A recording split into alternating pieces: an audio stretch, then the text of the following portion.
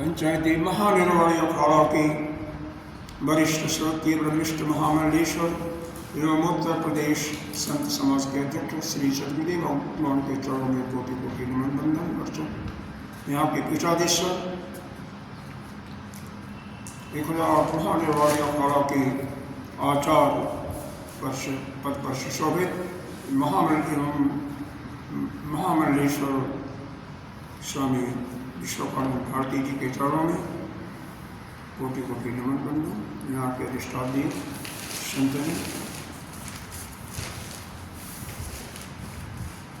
मातृशक्ति सभी के अंतःकरण में विराजमान आत्म से परमात्मा को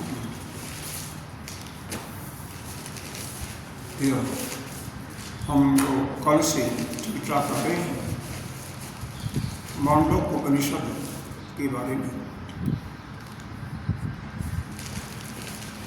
अलाप शांति प्रकरण इसलिए शुरू किया गया पर प्रकाश डाला गया था, ये बता देते हैं। एक मशाल है, जल रही है,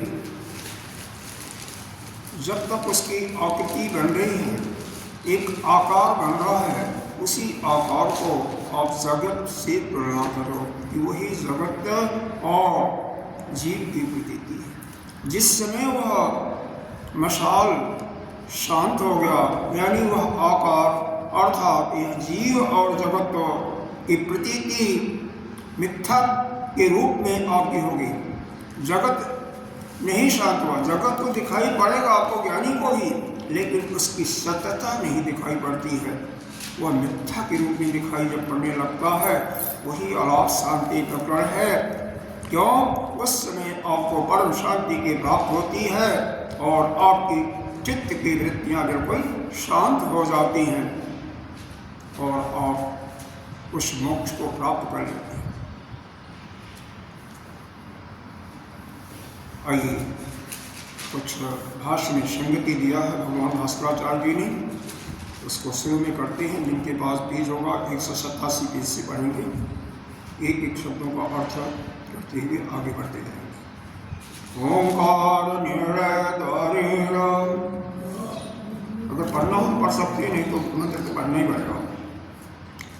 ओंकार निर्णय आगमतः प्रतिज्ञा तस्य, इसको जरा देखेंगे ध्यान से कैसे पढ़ते हैं। संधि लिखित करके आद्वैतस्य बाह्य विषय भीरो वैतथ्य च सिद्धस्य पुनः अद्वैते शास्त्र युक्तिर्हं साक्षात् निर्धारित तस्य एतद् उत्तमं सत्यम् इति उपसंहारः कृतो अन्ति।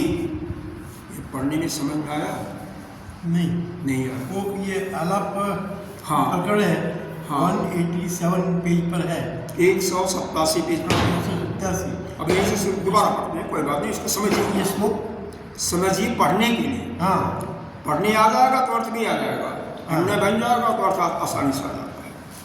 ओंकार निर्णय द्वारेण आगमतः प्रतिज्ञा तस्य अद्वैतस्य बाह्य विषय भेदो वैतथ्य च सिद्धस्य पुनः अद्वैते शास्त्र युक्तिभ्यां साक्षात् निर्धारित तस्य उत्तमं सत्यम् इति उपसंहारः कृतो अन्ति।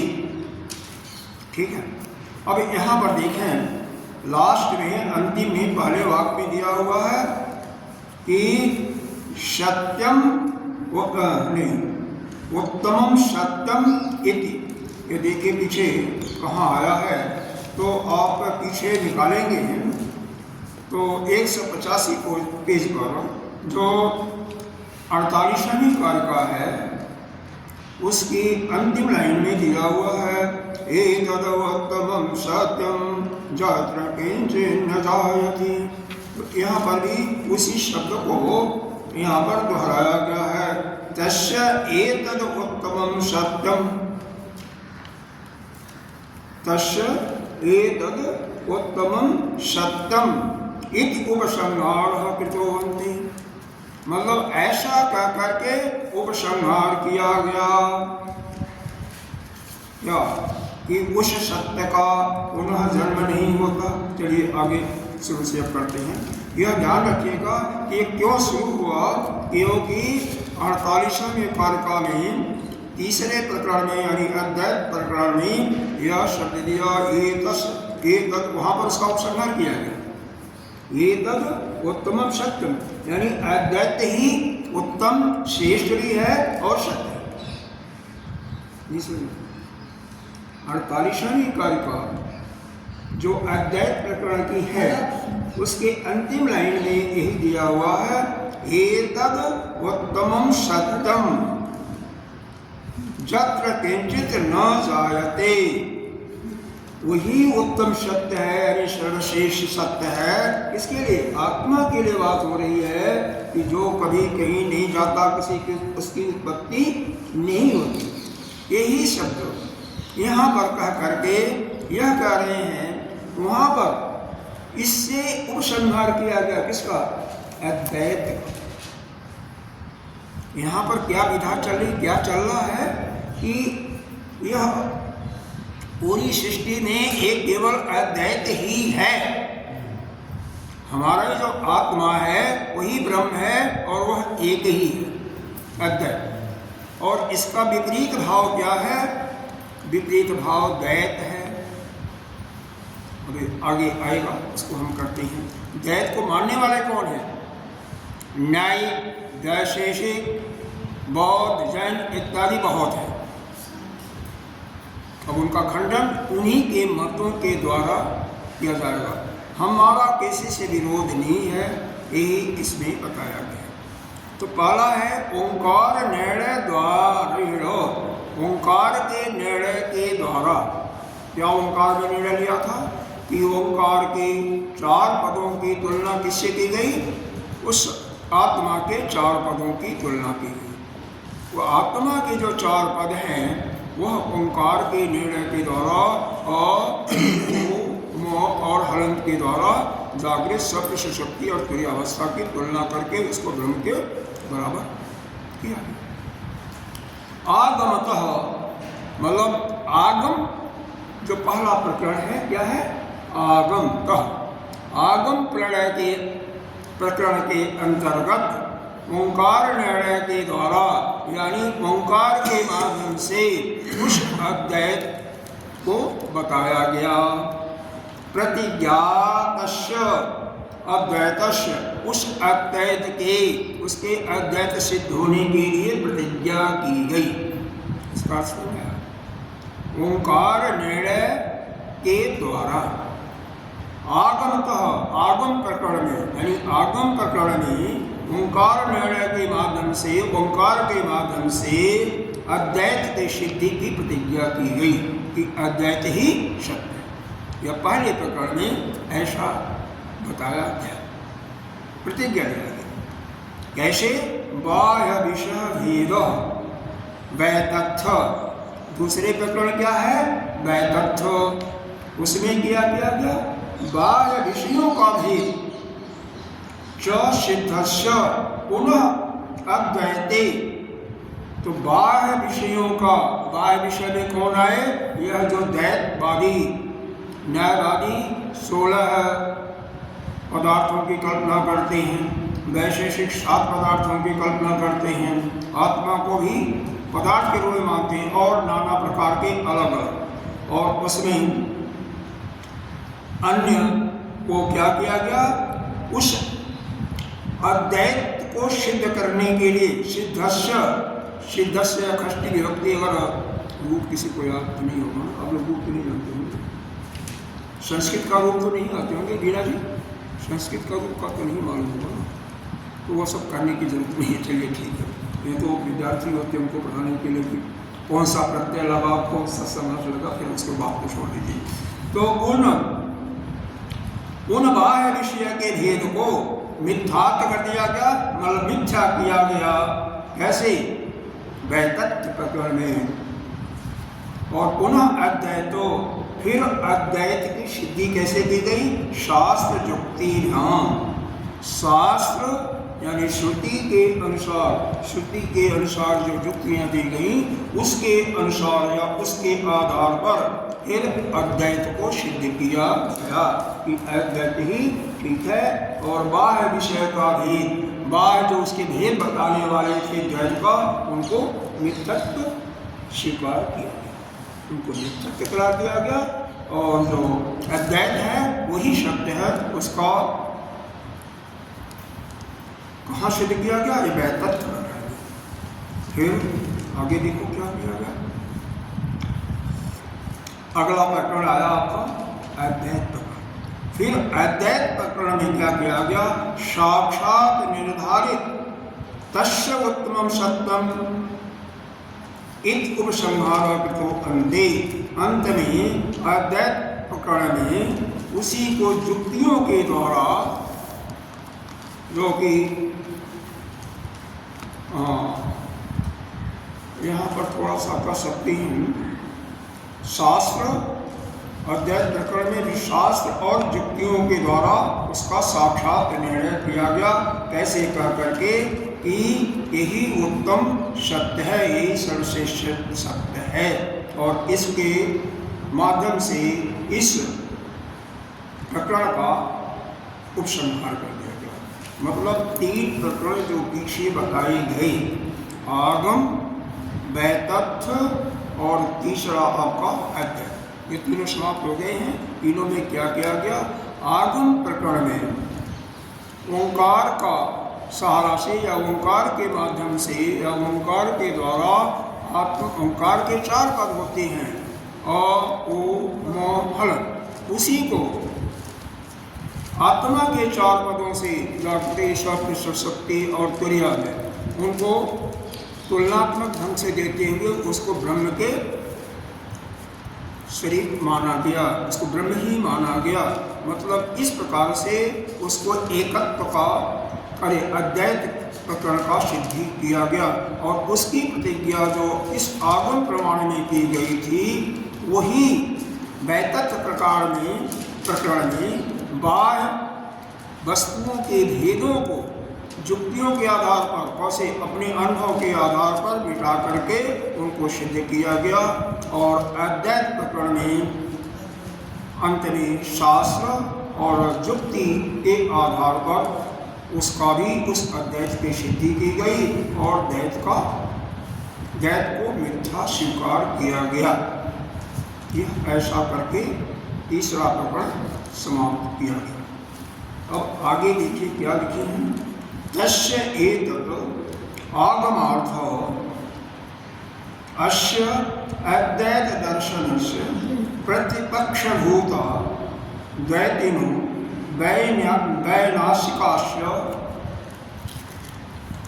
कह रहे हैं इस अद्वैत दर्शन का तस्य एतस्य आगमार्थ अस्य अद्वैत दर्शन, मतलब यह अद्वैत दर्शन के प्रतिपक्ष होता, प्रतिवादी जानते होंगे, प्रतिवादी एक होता है पक्ष और एक प्रतिवादी। कोर्ट में जो काम करते होंगे ना, प्रतिवादी कौन है? तो यहाँ का प्रतिवादी कौन है? द्वैतवादी। तो शब्द ऐसा लिखा प्रतिपक्ष होता, प्रतिपक्ष होता यानी अद्वैत के विरोधी कौन है? द्वैत। जो भी इस सृष्टि को यह मान लिए कि जगत की भी एक सत्ता है, जीव की भी एक सत्ता है, ऐसा मान लिया ना, तभी तो हो गया। जगत जीव को एक में कर लिया। कुछ त्रैवादी भी है जो जगत को अलग मानते हैं, जीव को अलग मानते हैं और ईश्वर को, आत्मा को अलग मानते हैं। लेकिन दो तो बहुत हैं, जिसमें हमारे ही दर्शन में 6 मुख्य हमारे दर्शन हैं। कौन कौन? न्याय, वैशेषिक, सांख्य, योग, पूर्व मीमांसा और उत्तर मीमांसा। तो उत्तर मीमांसा ही एक ज्ञान का प्रतिपादन करता है। अद्वैत की सिद्धि का उत्तर मीमांसा ही प्रतिपादित इसको करता है। योग दर्शन में बहुत सूक्ष्म भेद है। बाकी योग दर्शन के हम काफ़ी सिद्धांतों को अपना करके और उसके प्रति कोई विवाद नहीं करते हैं। लेकिन कुछ अंतर क्या है योग दर्शन में कि केवल ईश्वर को इसने साधन माना है, न कि साध माना है, और हमारे लिए वही एक साधन। एक थोड़ा सा अंतर सूक्ष्म भेद है।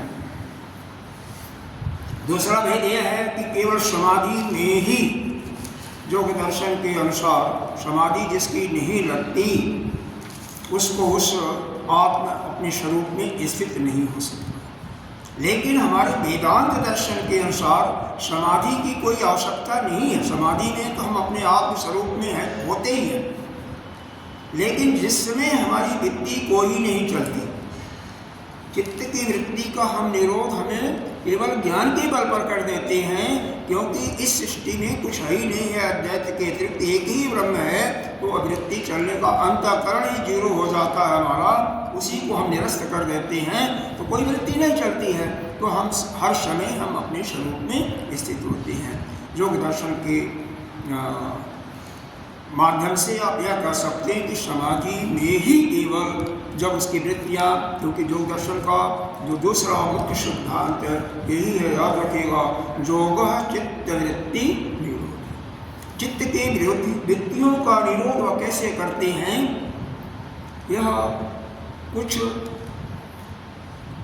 कुछ क्या कर्म करके। कैसे कर्म? यह प्राणायाम करते हैं, प्रत्याहार करते हैं और फिर धारणा के बाद ध्यान के माध्यम से उसका निषेध करते हुए चले जाते हैं। ततो दृष्टा स्वरूप अवस्थान, तीसरा है उनका सूत्र।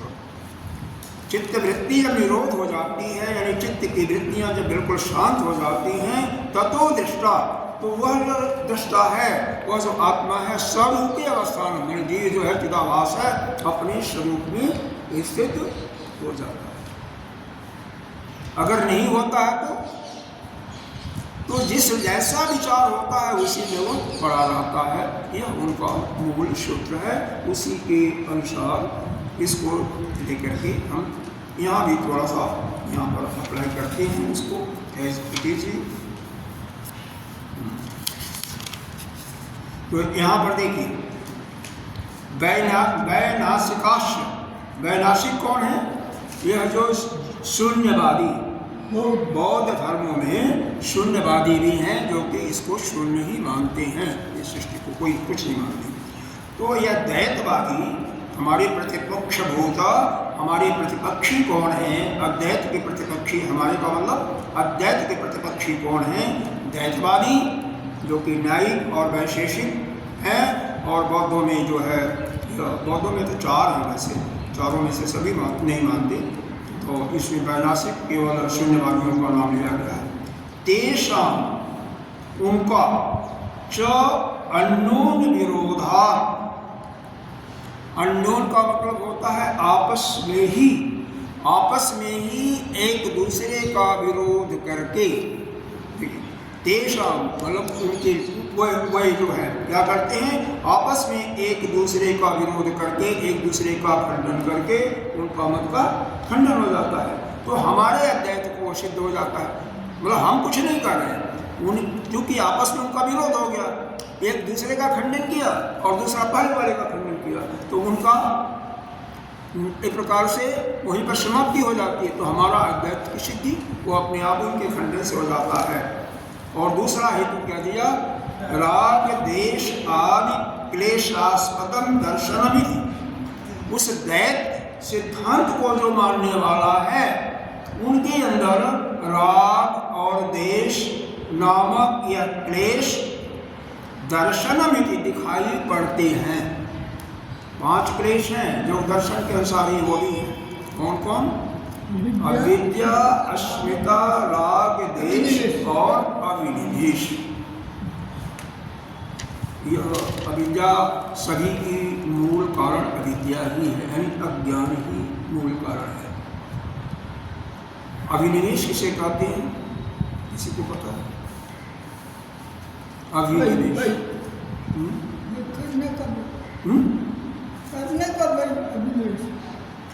अभिनिवेश का मतलब डर, विशेष करके मृत्यु। सबको पता है कि जो उत्पन्न वस्तु है इस सृष्टि में वह एक दिन उसकी मृत्यु होगी, चली जाएगी, लेकिन फिर भी प्रत्येक जीव मृत्यु से डरता है। क्या आप नहीं डरते? सबको डर लगता है, उसी को अभिनिवेश कहते हैं। राग देश तो अंतःकरण में होते ही है। भाई किसी को किसी ने पानी दिया, ये देखो ये बहुत साधारण सी बात होती है, लेकिन बहुत महत्व की होती है। चाहे आपका कोई दोस्त है, चाहे बेटा है, पोता है, छोटा बच्चा कोई भी है, पड़ोसी ही है, उसको धन्यवाद देते हो या थैंक यू बोलते हो कि नहीं बोलते? इसका मतलब वो राग आपका थोड़ा सा स्टार्ट हो गया। अगर वही बच्चा टॉप कर लिया, उसको और कुछ गिफ्ट देते हो तो वह राग वहीं से पनप जाता है। और इतना याद रखिए कि जब एक को राग होता है, किसी से राग हो जाएगा, तो देश तो किसी से अवश्य होगा, क्योंकि वहाँ पर सम व्यवहार आप नहीं कर सकते। इसीलिए हमारे गुरुदेव तो विशेष करके कहते हैं, कोई कुछ भी करता है आपके लिए, सब कुछ मान लो, अपनी संपत्ति दिया तब भी उसको कुछ मत करो। नहीं देता है तो वो भी हमारे लिए उसी के बराबर है जिसने आपको लाख दिया या 1000 दिया, और जो नहीं कुछ दिया वो भी उसी के बराबर है। दोनों को समझने का यही से शुरू कीजिए, नहीं तो राग और देश बनेगा और इस दोष को जब अंतःकरण में जैसे ही इनका बीज पड़ जाएगा, निकालना बहुत मुश्किल है। यहीं से शुरू होता है। और क्या, मैं महात्माओं की बात बता रहा हूँ क्योंकि महात्मा ज़्यादा बैठे हैं पर 3 महात्मा। जब कहीं कोई कथा चल रही है, कोई सत्संग हो रहा है और उसमें बड़ा स्टेज बन गया, 10-15 जो भी महात्मा आगे सबको ऊपर बैठाया गया। अगर किसी को वहाँ पर समय नहीं दिया गया बोलने का, 2 मिनट का या 5 मिनट का जैसे, या किसी को 2 मिनट का दिया, किसी को 10 मिनट का दिया, वहीं पर उनके मन में एक हिंसा की भावना प्रकट हो जाती है, वो खुश नहीं होते। सोच लो, वहीं पर वो क्या भावना पड़ती, देश का भावना पनप गई, फिर कल्याण किसका होगा, कैसे होगा। इसका मतलब क्या हुआ, सीधा मतलब यह है कि अभी मन में उनके वैराग्य नहीं हुआ, इस संसार की भोग वस्तुओं से वैराग्य नहीं हुआ, पूर्ण रूप से वैराग्य नहीं हुआ। इसी कारण से होता है कि हमें कुछ चाहिए, तभी तो हमें होता है कि उसको इतना मिला हमें नहीं मिला। वो भी लोक तृष्णा होती है, 3 तृष्णाएं होती हैं, उत्तरेष्णा, विद्वेष्णा, लोकेष्णा। लोकेष्णा के अंदर आती है, किसी को बढ़िया फूल माला दे दिया गया, होता भी यही है, जैसे जो श्रेष्ठ होता है उसको बढ़ाया जाएगा, बाकी को थोड़ा वैसा दे दिया गया और वहीं पर उनके अंदर अगर नहीं बन पा तो बेस्ट है, गोरा है, बहुत बढ़िया है, भावना नहीं है, इसका मतलब वह जो है ज्ञानी महात्मा। और लेकिन ऐसा देखने में वास्तविकता में नहीं आता, नहीं, ठीक है। खैर, इसको समझना है कि हमें यह 5 और यह अभिनिवेश की बात है, अंत समय में मृत्यु का भय भी हमें निकाल देना है। कैसे निकलेगा?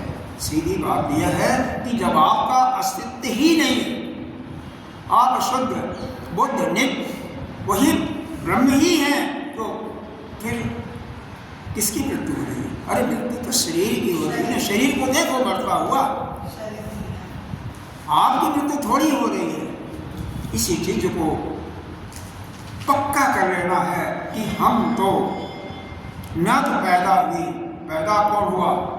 यह शरीर ही एक पिंड के रूप में पैदा हुआ, हम तो एक कपड़ा जैसे वासान जीर्णानि, जैसे गीता जी ने 62 कौन सा श्लोक दूसरे अध्याय का 62 से कुछ है 64 को, वासान जीर्णानि था विहाय नवानि गहराणि नरो प्राणे था शरणानि विहाय जीर्णा नान्यानि संसार नहीं। जैसे एक पुराने वस्त्र को फेंक करके नया वस्त्र पहनते हैं, वैसे ही हमारा यह शरीर पुराना हो गया, इससे काम नहीं होता, तो नया वस्त्र धारण कर लिया, हम तो उसमें आ गए।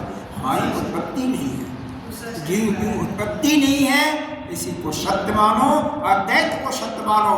द्वैत का इसीलिए यहाँ पर विरोध किया गया है, क्योंकि द्वैत से ये 5 क्लेशों की उत्पत्ति होती है। 5 क्लेशों में यह राग और देश, कभी भी मैं आपको अपने से जब अलग मानूंगा तो आपसे देश होगा या राग होगा, संत व्यवहार सब व्यवहार नहीं हो सकता। अब 4-5-6 लोग बैठे, अगर यह मानो कि मेरी आत्मा, मैं अलग आप लोग अलग हैं, उसी समय एक दूसरे के प्रति या तो राग या द्वेष।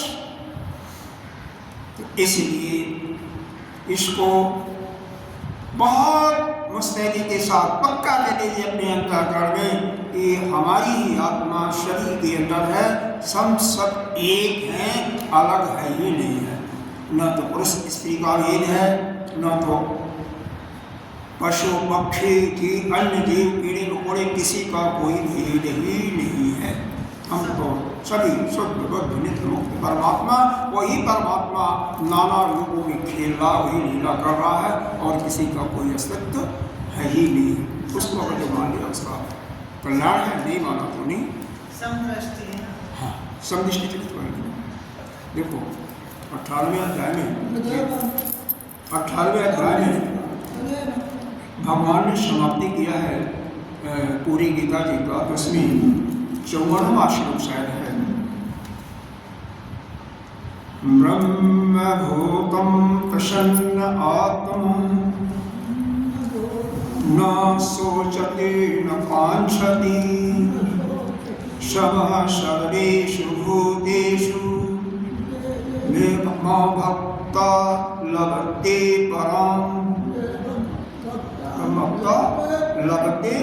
परम श्रेष्ठ पद को वह प्राप्त करता है। मेरी भक्ति व परम भक्ति उसी को कोई प्राप्त करता है। सम सर्वेश भूतेश, जो सभी प्राणियों में समत्व को देखता है, समता देखता है।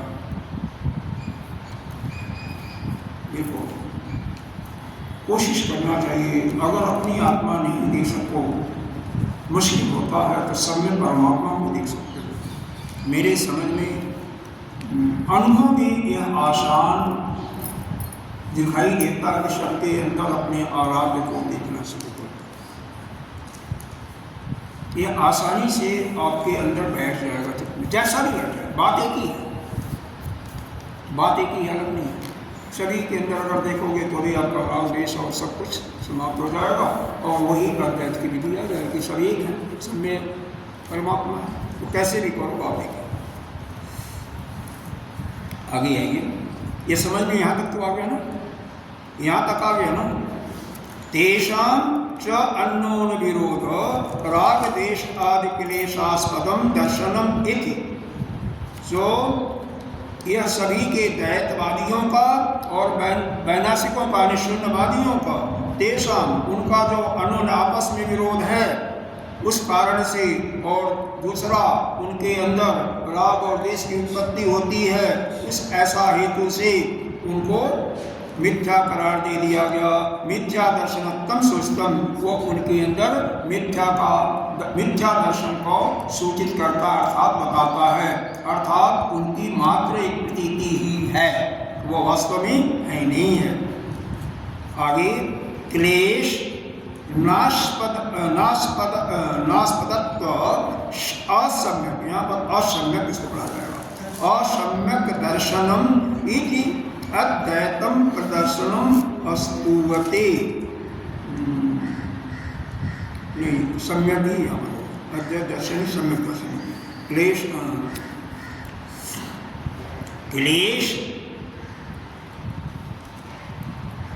का बिल्कुल वहाँ पर राग देश दिया नहीं है, तो उसको बना लीजिए अपने हिसाब से। राग देश क्लेशों का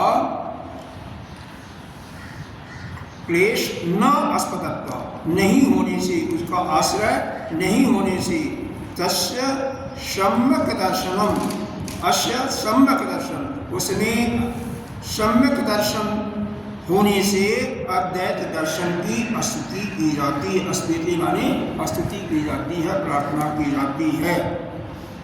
सम्यक दर्शन का मतलब सम दर्शन, सभी को एक समझते, एक समान देखना। तत्व इह विस्तारेण, उसी का विस्तार करने के लिए अन्योन्य विरुद्धतया असम्यक दर्शनत्वं प्रदर्श्य,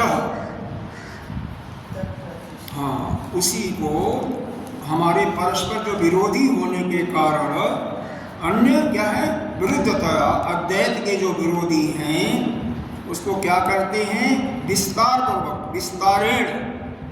पूर्वक असम्यक दर्शनम, यह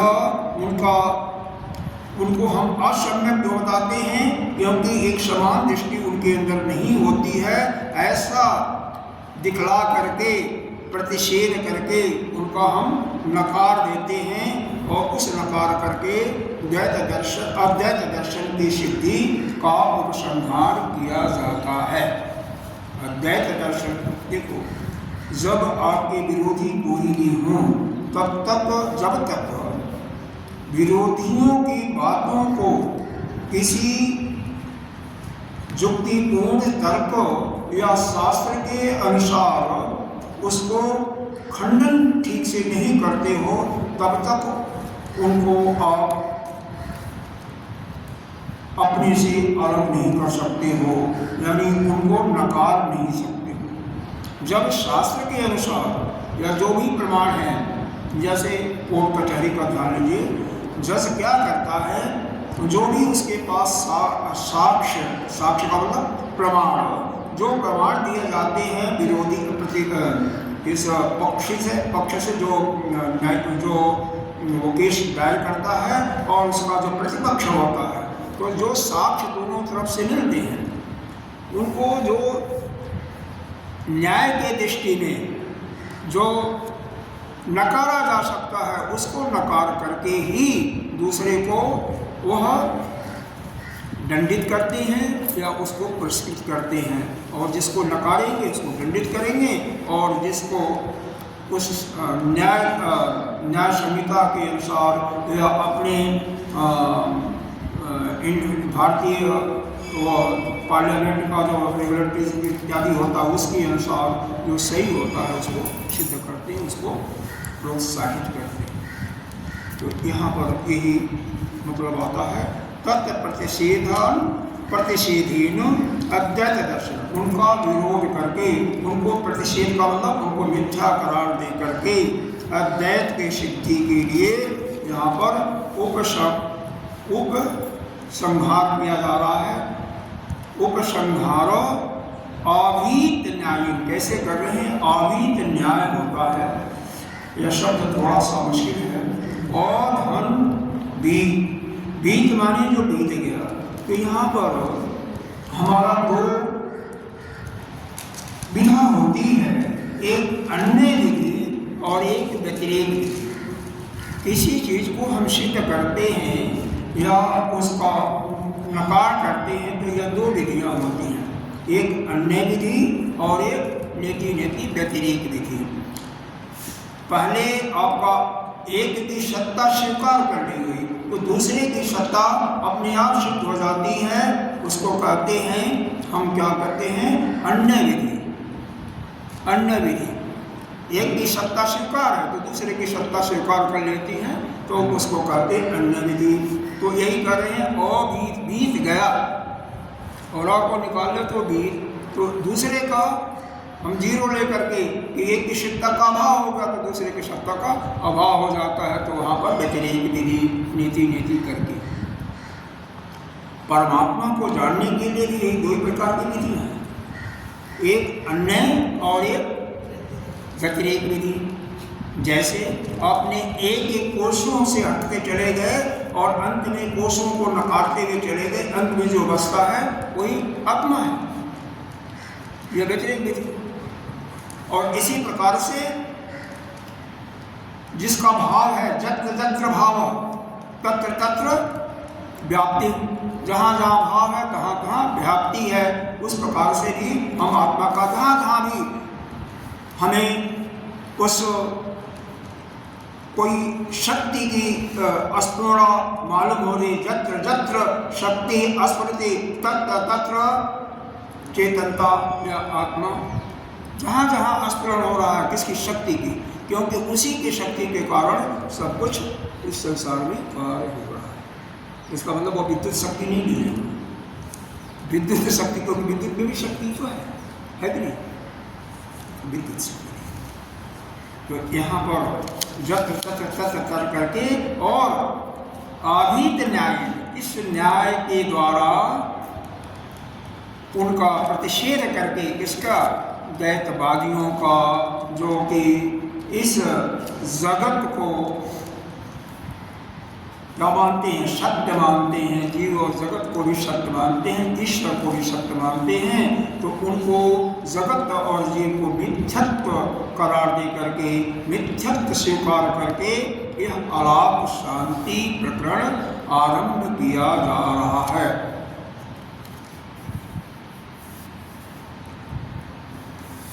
इसका मतलब यह समझें, जब वो मशाल आप घुमा रहे हैं और मशाल की अग्नि समाप्त हो गई तो आकार उस मशाल के घुमाने से जो आकार बन रहा था, और आकार का मतलब रूप बन रहा था, आकार को किसी लीजिए रूप ले ले, उस रूप का कोई नाम दे रहे थे, आकार का कोई नाम, कहीं छोटा हुआ कहीं बड़ी हुई, छोटी चिंगारी बड़ी चिंगारी, तो उसको नाम दे रहे थे।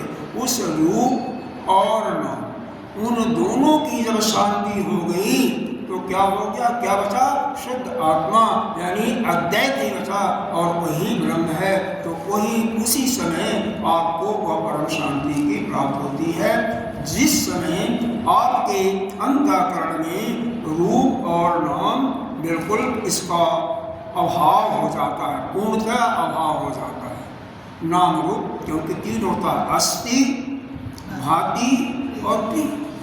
तो अस्थि, भांति और प्रिय यह तीनों तो भगवान के द्वारा प्रदत्त की गई हर वस्तु है, इसमें कोई विरोध नहीं है। उसकी भांति भी है, उसमें प्रकाश है, गुण ज्ञान है, कुछ उसकी भी भांति प्रतीति भी हो रही है और वह किसी न किसी को प्रिय है। यहाँ तक कि विष्टा भी किसी न किसी को प्रिय होता है। सब्जी का छिलका पशुओं को प्रिय होता है, वहीं पर विष्टा मनुष्यों का शूकर को प्रिय होता है, मनुष्य शेर को प्रिय होते हैं, शेर फिर मोर को प्रिय होता है। ऐसे हर एक को कोई न कोई प्रिय होता है, सभी एक दूसरे के लिए अन्न है। इस दृष्टि से अगर देखें तो बड़ा छोटे को खाता है तो वो भी तो अन्न नहीं खा रहा है, यही तो हो रहा है, इस पूरी सृष्टि में यही हो रहा है। लेकिन उसका अर्थ यह लगाना बिल्कुल नियम विरुद्ध होता है, वहाँ पर यह नहीं है। यहाँ पर सिर्फ इसीलिए यह बताया गया है कि अस्थि, भांति, प्रिय को ध्यान में रखते हुए रूप और नाम का जब निराकरण अपने अंदर से कर देंगे तो आपको केवल अद्वैत ही दिखाई देगा, ब्रह्म ही दिखाई देगा। गलत अर्थ में मत उदाहरण दीजिए। यहाँ तक समझ में आ गया तो आगे बढ़े। देखो तत्र, इसलिए उसमें अद्वैत दर्शन संप्रदायक, अद्वैत दर्शन के जो संप्रदाय कर्तु, संप्रदाय को जो निर्माण करने वाले हैं, यानी कौन है, अद्वैत स्वरूपीण, जो कि अद्वैत स्वरूप वाले ही हैं, उनके लिए मैं नमस्कारार्थम आदि अयम आदि इद आदि अद्य श्लोक, यह प्रारंभिक श्लोक उनके लिए है। अद्वैत के निर्माण करने वालों के लिए नहीं है, अद्वैत के दर्शन करने वालों के लिए भी नहीं है, लेकिन किसके लिए है, जो अद्वैत दर्शन के संप्रदाय को चलाने वाले हैं, यानी अद्वैत दर्शन का जो संप्रदाय को चलाने वाले हैं, संप्रदाय को कर्ता बनाने वाले हैं, कि कर्ता को कैसे नमस्कार हैं, अद्वैत स्वरूप, अद्वैत स्वरूप है। हम अद्वैत स्वरूप हो करके ही, ये भी आया है ना, तो अद्वैत स्वरूप हो करके ही नमस्कार, उनको नमस्कार कर रहे हैं। इसी अर्थ में यह अद्य, यह प्रारंभिक श्लोक है, यह प्रारंभिक यहाँ पर श्लोक लिखा हुआ है। हालांकि हम मंत्र, वेद के मंत्रों को क्या कहते हैं, मंत्र कहते हैं, लेकिन भाष्यकार जी ने यहाँ पर श्लोक लिखा हुआ है।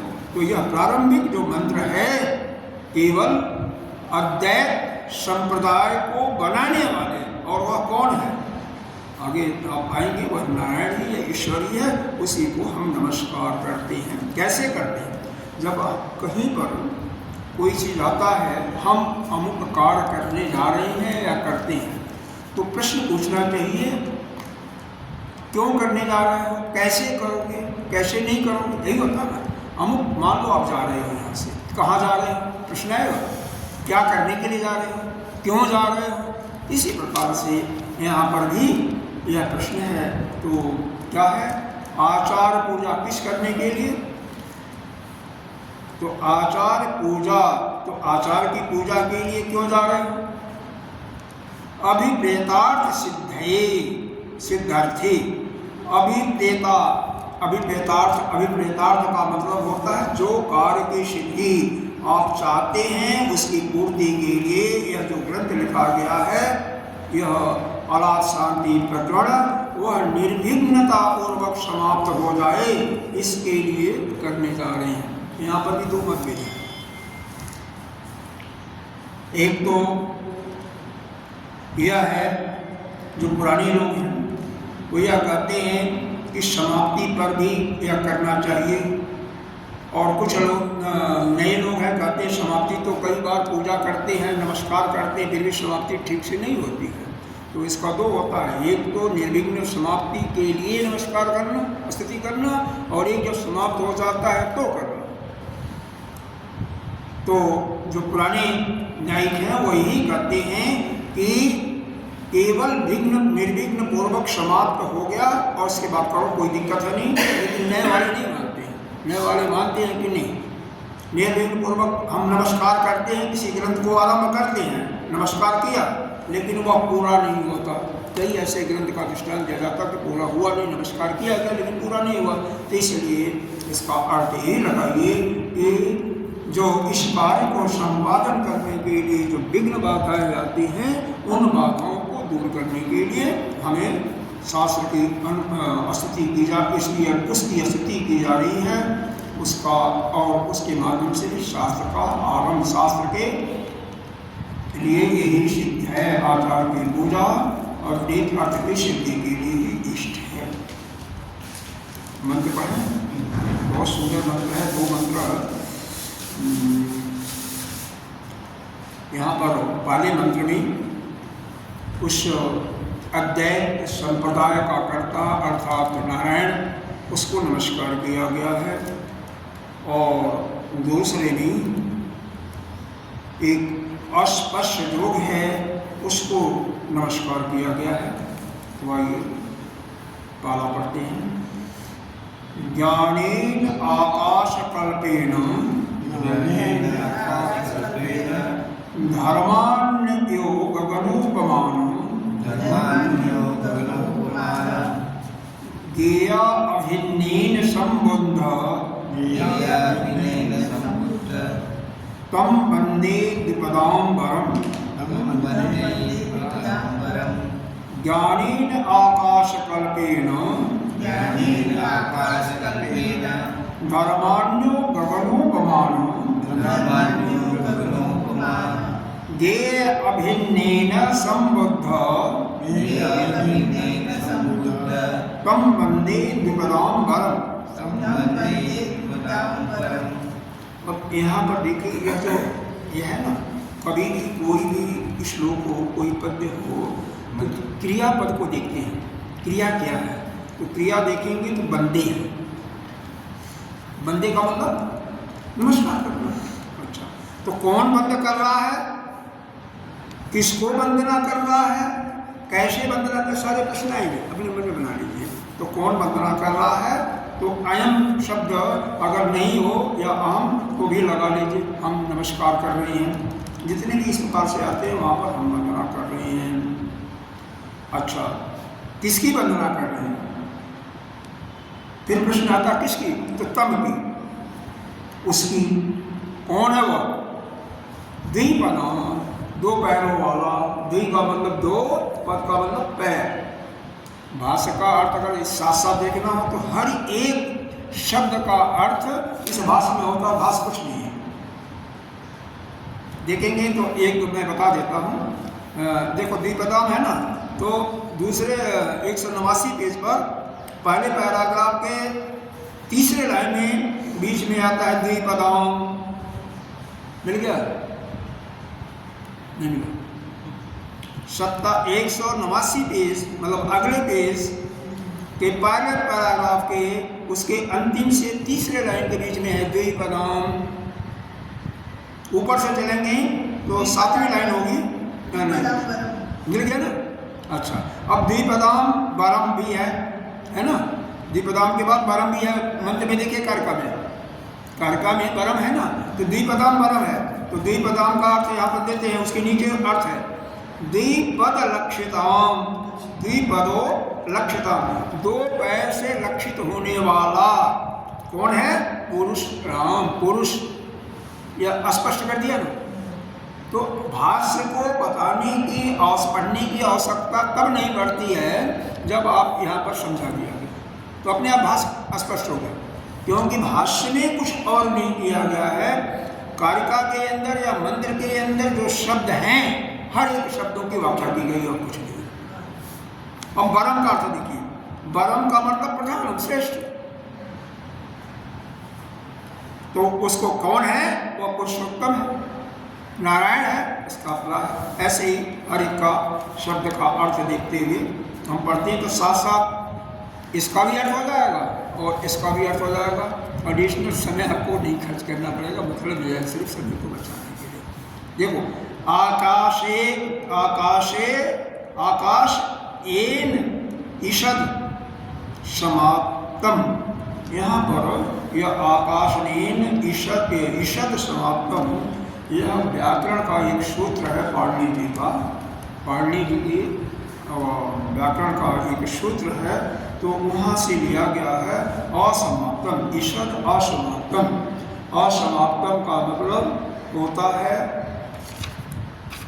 समाप्त नहीं, मतलब उससे जो समाप्ति से ईषद थोड़ा, इसका मतलब ये जो तुलना की जा रही है, किसकी तुलना की जा रही है?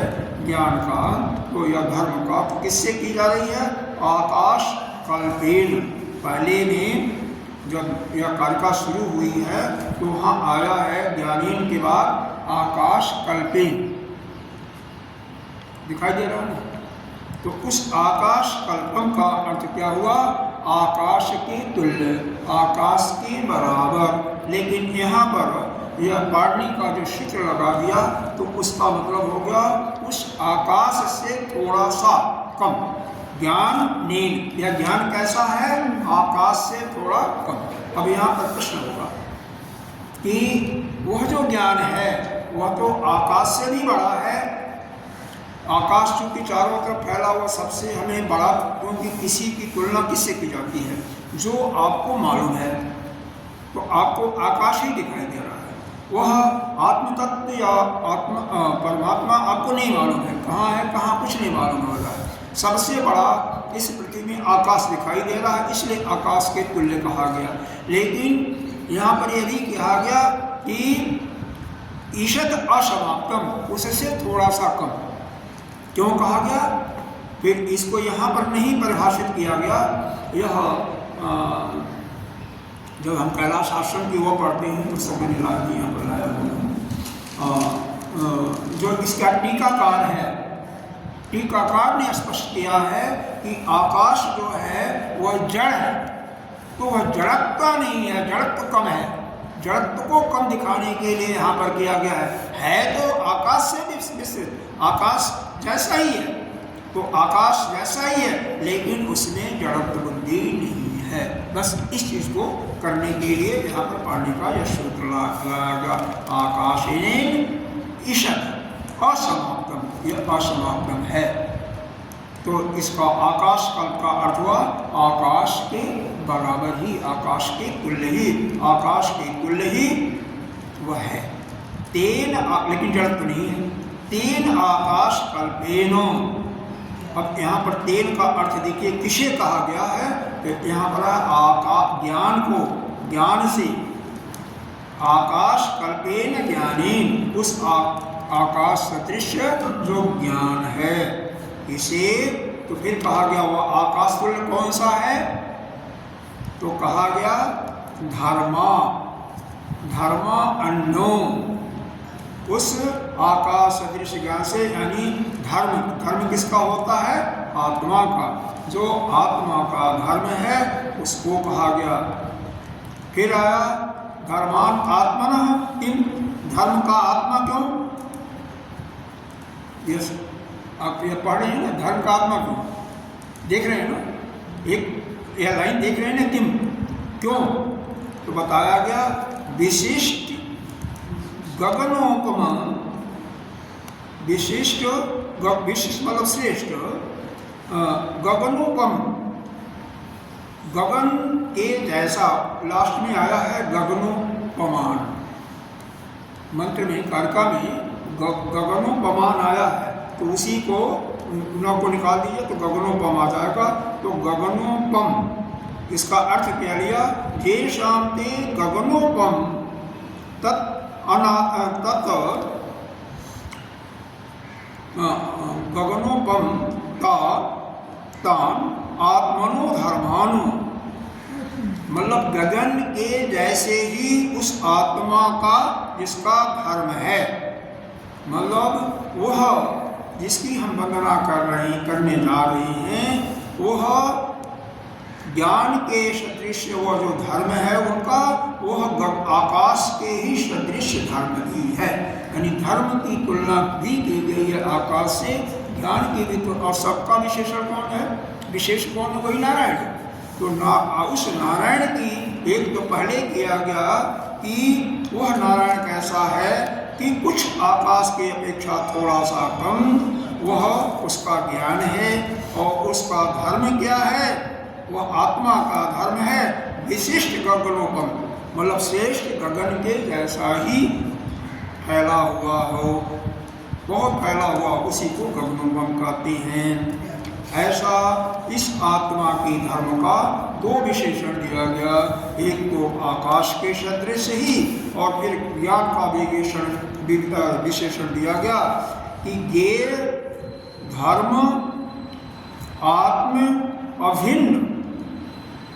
यहाँ पर धर्म और आत्मा को अभी निकाल दीजिए, तो ज्ञेय अभिन्न, ज्ञेय अभिन्न। फिर ज्ञान का ही यहाँ पर विशेषण दिया जा रहा है कि वह कैसा है? अग्नि ऊष्वत। संधि विक्षेप कर रहा नहीं आ रहा समझ में? अरे सब ज्ञेय धर्म मिल गया ऊपर पहले पंक्ति में, दूसरे पेज पर पहले पंक्ति में। हाँ, ज्ञेय धर्म, उसके बाद है आत्म भी, ठीक है, आत्म भी हो गया। फिर अभिन्न, अभिन्न, ठीक है। फिर अग्नि, फिर उष्णवत, ठीक है। फिर शरतुर प्रकाशवत। ये समझ में आ गया? मतलब शब्द का जब संधि विच्छेद करेंगे तो अपने आप अर्थ आ जाएगा। यह ज्ञेय जो है, यह ज्ञान कैसा है? धर्म और आत्मा को भी निकाल लीजिए क्योंकि उसी का विशेष है ना। तो ज्ञेय, यह जो ज्ञान कैसा है? अभिन्न।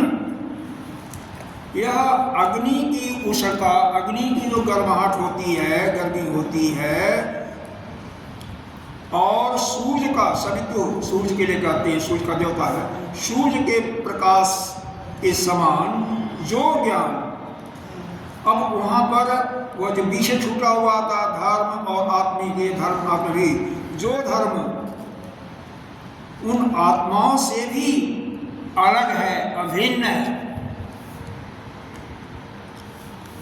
मतलब ज्ञान का, यह जो ज्ञान की वंदना करने जा रहे हैं, उस ज्ञान का यहाँ पर विशेषण दिया गया कि वह ज्ञान जो है अग्नि के गर्मी से भी श्रेष्ठ है, और सूर्य के प्रकाश से भी, तो सूर्य के प्रकाश के भी समान और अग्नि के उष्णता के समान वह जो ज्ञान है वो अभिन्न, जो आकाश के कल्पवत जो पहले लिया गया था उस आकाश के समान जो वह ज्ञान है, स्वरूपेण व्यतिरेकेण गगनोपमान धर्म संबुद्ध समुद्रवाणी।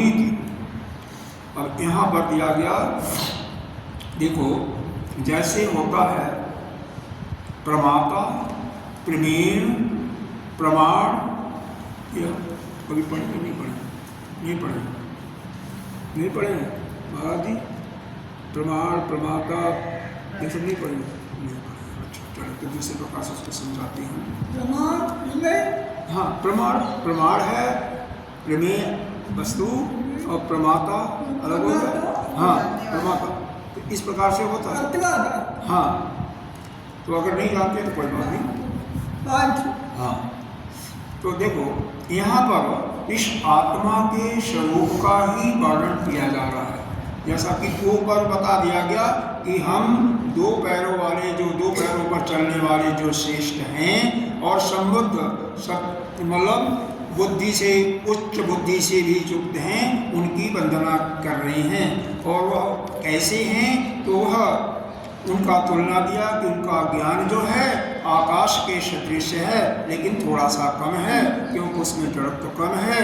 और अन्य धर्म, और उस आत्मा का जो धर्म है वह गगन के समान फैला हुआ है, और ज्ञेय से जो भिन्न है, आत्माओं से भी, जो अर्थात जो आत्मा से भी जो भिन्न है, मतलब आत्मा अलग नहीं है और वह अलग नहीं है, वह दोनों एक ही हैं। तो उस गे अभिन्न जो आत्मा है, जो अपना स्वरूप है, उससे व्यतिरिक्त, व्यतिरिक्त का व्यतिरिक्त का मतलब क्या हुआ? यहाँ पर अव्यतिरिक्त पढ़ा जाएगा। ज्ञेय आत्मस्वरूप अव्यतिरिक्त, इसका मतलब वह जो ज्ञेय है जिसकी आप वंदना करने जा रहे हो, वो आत्मा के स्वरूप ही है, उससे अलग नहीं है, उससे व्यतिरेक नहीं है। अव्यतिरिक्त संधि में लगाते हैं तो अशब्द कट जाता है, आता नहीं है, तो उसी को यहाँ पर लिया ज्ञेय आत्मस्वरूप अव्यतिरिक्त। वह जो है ज्ञेय, जो आत्मा के स्वरूप से अलग नहीं है, अभिन्न नहीं है, और कैसा है? गगनोपमा, और आकाश के शब्द दोबारा लाया जा रहा है अर्थ को समझाने के लिए, और आकाश के ही सदृश है, आकाश के सदृश है, और धर्मों के सदा संबुद्ध, उसके साथ संलग्न होते हुए, जो कि संबंधवान यानी धर्मवान पर ज्ञानवान बुद्धिमान है। अयम ईश्वरो, वो हमारा ईश्वर ही है, या यह कहिए कि वही नारायण के नाम से आख्यास्तम प्रसिद्ध है। आख्या माना प्रसिद्ध है। वंदे का मतलब अभिवादन करना, अभिवादन करना, नमस्कार करना। ऐसे दो पैरों वाले श्रेष्ठ जो उपलक्षित ब्रह्म है, उसको हम प्रणाम कर रहे हैं। इसका ये पूरा भाषण ही हो गया। इसका मतलब यह है कि इसको हम प्रणाम कर रहे हैं कि जो दो पैरों पर चलने वाले हैं, यानी वो भी दो पैर उनके लिए हैं, नारायण के भी, लेकिन उनका ज्ञान कैसा है और धर्म कैसा है, इन दो चीज़ों को बताया गया। उनका ज्ञान जो है वह आकाश के समान ही, या थोड़ा सा उसमें जड़त्व कम है वैसे, और धर्म कहना है कैसा है, वह गगन के आकाश के समान ही फैला हुआ है। और वह जो ज्ञेय वस्तु है, यानी ज्ञेय का मतलब क्या था, वह कैसा है, वह उस आत्मा से अभिन्न नहीं है, आत्मा से अलग नहीं है, यानी वह आत्मा स्वरूप ही है, संबुद्ध है, बुद्धिमान है। उसी को मैं वंदना कर रहा हूँ, जो कि ईश्वर तुल्य यानी नारायण ही है, उसकी मैं वंदना कर रहा हूँ। यहाँ पर वंदना के साथ में वस्तु निर्देशात्मक भी कर दिया ना, वस्तु के निर्देशात्मक भी हो गया, और नमस्कार का तो हुआ, नमस्कार का ही है, क्योंकि यह मंगलाचरण का अर्थ तीन प्रकार से होता है। एक तो केवल कल्याण करने के लिए, मंगलाचरण के लिए, एक नमस्कार के हेतु भी, और एक वस्तु निर्देशात्मक, वस्तु को निर्दिष्ट करने के लिए। तो यहाँ पर वस्तु को निर्देशित भी किया गया और नमस्कारात्मक भी किया गया। नमस्कार किसको किया गया? उस नारायण स्वरूप को किया गया, और वह नारायण कैसा है उसको लिए दिया गया कि बताया गया कि उसका ज्ञान जो है आकाश के समान ही फैला हुआ है, केवल जड़त्व की कमी है। और धर्म के मामले में वह धर्म कैसा है, अन्य उसका धर्म जो है गगन के समान ही है। और ये अभिन्न, और यहाँ पर वस्तु निर्देशात्मक यानी आत्मा के बारे में कर दिया, वह आत्मा से अभिन्न ही है।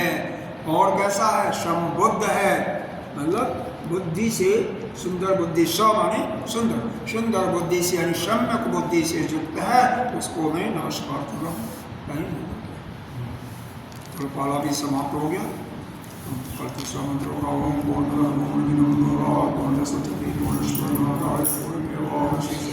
शंकरम शंकराचार्यम केशवम नारायणं